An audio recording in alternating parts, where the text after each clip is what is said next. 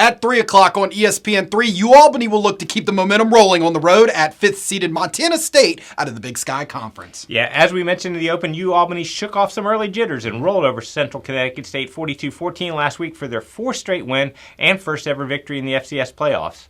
The Great Danes offense was clicking on all cylinders in the second half as Jeff Undercuffler took over the national lead in touchdown passes with 39 after throwing a program record 6 in a 16-minute span.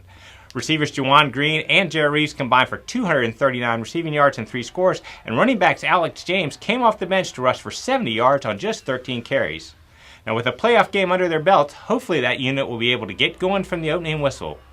UAlbany's defense deserves a lot of credit for last week's win, holding Central Connecticut just 7 points through the first 3 quarters. Over the past 4 games, the Great Danes haven't given up more than 366 total yards, and they held 3 of those opponents under 20 points. Eli Mentzer's the star with a league best 23 tackles for loss and 14 sacks, but Levi Matheny, Danny D'Amico, and A.J. Misser all have at least 100 tackles, and UAlbany is forced to CA best 27 turnovers. UAlbany faces a Montana State squad that is 9-3 overall and earned that number 5 national seed after closing the year with 4 straight wins.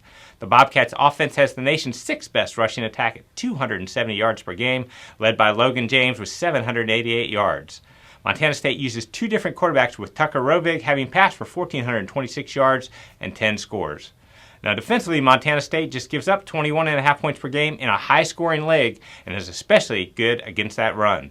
The unit is led by defensive end Bryce Dirk, who has recorded 13 sacks, and All-Big Sky linebacker Troy Anderson, who has 11.5 tackles for loss.